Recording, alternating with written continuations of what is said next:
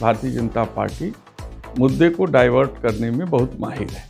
इन लोगों ने हमेशा इस संविधान को नकारा है। यदि मनुवादी लोगों की दृष्टि से देखेंगे तो कोई बड़ी घटना नहीं है। उस समय भारतीय जनता पार्टी और समाजवादी पार्टी के बीच में सदन के अंदर माइक उखाड़ करके जो है कि मारपीट हुई थी। दोस्तों नमस्कार, और आप देख रहे हैं विस्तार भारत। विस्तार भारत में आपका स्वागत है। हमारे साथ हैं सांसद वीरेंद्र सिंह जी हैं और हम इनसे बात करेंगे जिस तरीके राहुल गांधी के साथ जो धक्का मुक्की का आरोप लगा रही है भारतीय जनता पार्टी, और विभिन्न धाराओं में मुकदमा भी दर्ज हो चुके हैं। नेताजी, आप तो वहीं पे दिल्ली में थे, सदन भी चल रहा था, वहाँ पे थे, क्या पूरी कहानी थी, आप बताइए। सबसे पहले यह सवाल मैं आप ही से पूछ सकता हूँ कि क्या राहुल गांधी ऐसी हरकत कर सकते हैं? ये केवल ध्यान हटाने का तरीका है और भारतीय जनता पार्टी मुद्दे को डाइवर्ट करने में बहुत माहिर है। क्योंकि उनसे जो उनके दिल में था वो जुबान पे आ गया। ये लोग हमेशा अम्बेडकर विरोधी रहे हैं। चाहे आप आरएसएस के सन 47 से पहले 48 का बयान सुन लीजिए। उन्होंने कहा कि जो संविधान बना है ये कूड़ा में डालने लायक है। इसके बाद आप समय समय पर जितने भी आरएसएस के वरिष्ठ नेताओं के बयान आप देख लीजिए, चाहे सुदर्शन जी हों, चाहे भागवत जी हों, इन लोगों ने हमेशा इस संविधान को नकारा है। उन्होंने कहा कि ये हिंदू संस्कृति के विरोधी ये जो है संविधान है।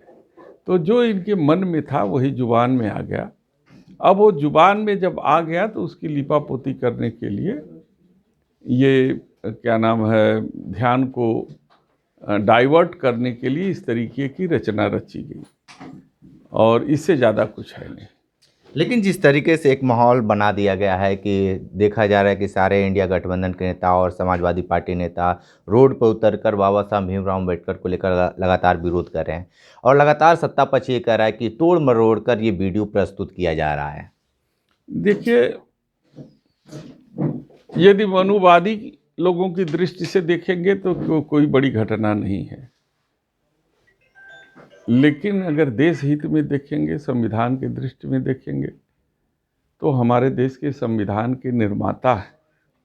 बहुत से ऐसे संवर्ग के लोग हैं जो बाबा साहब को ईश्वर के तुल्य मानते हैं, क्योंकि उनके जीवन में जो आज भी मान सम्मान, उनके जीवन स्तर में जो भी सुधार आया है, जो भी यहाँ गैर बराबरी का दर्जा था, उस गैर बराबरी को कम करने का जो कार्रवाई आज़ादी के बाद से आज तक हुई है, ये सारी कार्रवाई की देन हमारा संविधान है। और संविधान के रचयिता बाबा साहब भीमराव अम्बेडकर जी हैं, जिन्होंने दलित, पिछड़े और कमज़ोर वर्गों के हित में और उन तक न्याय पहुँचे, इसके लिए संविधान की रचना की थी। तो अगर उसको आप अम्बेडकर की बात करेंगे तो समान तरीके से नाम भी नहीं ले सकते, तो ये चिंता का विषय भी है और लोगों को इससे बहुत पीड़ा पहुंची है। जब और उसको डाइवर्ट करने के लिए सारी रचना रची गई है। मेरा ये कहना है कि संविधान परिसर का जो वहाँ का जो लोकसभा परिसर है, वो मालिक कौन है? लोकसभा परिसर का मालिक लोकसभा अध्यक्ष होता है। क्या लोकसभा अध्यक्ष जी ने एफआईआर दर्ज करने की अनुमति दी? क्या लोकसभा अध्यक्ष जी ने सीसी फुटेज जो चप्पे चप्पे पे लगा है लोकसभा परिसर में, क्या उसकी जांच कराई, उसकी पुष्टि की, कि केवल सत्ता पक्ष के दबाव में एफआईआर दर्ज किया गया? ये बड़ा ही विचारणीय प्रश्न है। लोकसभा अध्यक्ष जी ने अपनी जिम्मेदारी का निर्वहन नहीं किया, ये चिंता का विषय है। लोकसभा का अध्यक्ष पक्ष और विपक्ष दोनों का होता है, और गार्जियन के रूप में हम लोग देखते हैं कि हमारे मान सम्मान, स्वाभिमान का रक्षा अगर करने की ज़रूरत पड़ेगी तो हमारा लोकसभा अध्यक्ष करेगा। लेकिन लोकसभा अध्यक्ष जी को दरकिनार करके एफआईआर दर्ज करना, ये लोकतंत्र में एक नई परिभाषा भारतीय जनता पार्टी ने लिखी है। आपको याद होगा कि विधानसभा में केसरीनाथ त्रिपाठी जी विधानसभा अध्यक्ष थे और उस समय भारतीय जनता पार्टी और समाजवादी पार्टी के बीच में सदन के अंदर माइक उखाड़ उखाड़ करके जो है कि मारपीट हुई थी और पता नहीं कितने लोगों के सर फटे थे। लेकिन केसरीनाथ जी ने तो नहीं इजाज़त दी FIR करने की, क्योंकि विधानसभा के अंदर जनहित के मुद्दे पर बहसें होती हैं, बहसें थोड़ा तैश में भी होती है।